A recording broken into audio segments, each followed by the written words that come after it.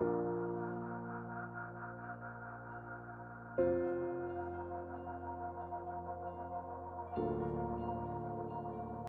everyone, welcome back.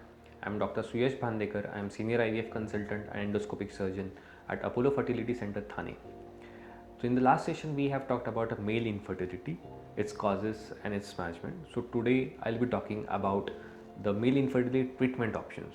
We all know that the male infertility is on an increasing trend. But the good part is most of the causes are reversible and pregnancy is still possible. So the ultimate aim of infertility management is to achieve a pregnancy. So whenever we have a reason, if we have a solution to it, we correct it and natural pregnancy is still possible. So there are various modalities of treatment available for male infertility. First of all, we should consider the environmental factors which we can reduce, like if the person is smoking a lot, if he has more into alcoholism, substance abuse, we should stop that.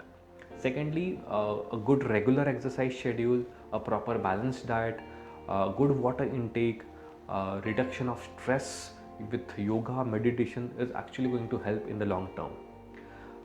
Whenever we have infertility, male infertility with compromised semen parameters, with unknown etiology, that we don't know the cause of the compromised semen parameters, we can give them some empirical therapy in terms of vitamins like vitamin C, vitamin D, folic acid, some micronutrients like selenium, antioxidants like ubiquinol, L-carnitine, astaxanthin. These have been shown to improve the sperm production in terms of they show a increased sperm count, the sperm motility, as well as the morphology, that is the make and the shape of the sperms. In case we have some hormonal deficiency in such cases, so we have medical options like clomiphene citrate, HCG injection and gonadotropins, which actually improves the sperm production.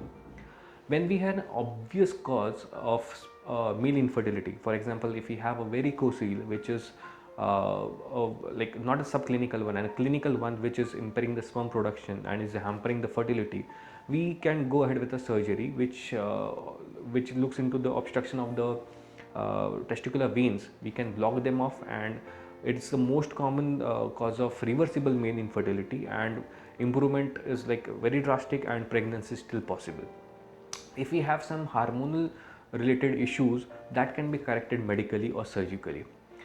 In case if we have some obstructed sort of treatment, male infertility like azoospermia, then the repair of the reproductive tract is possible surgically, and still a pregnancy is possible.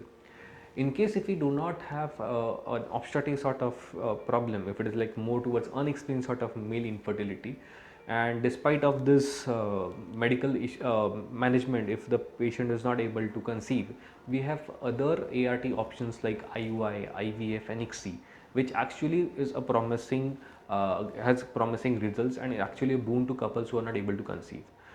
Even in fact, patients who are diagnosed with azoospermia, still pregnancy is possible.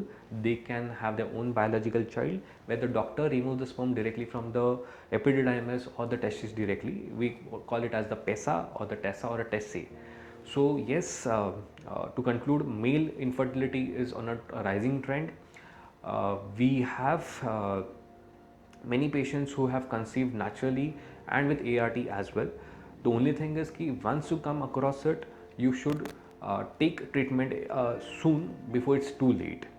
So thank you so much.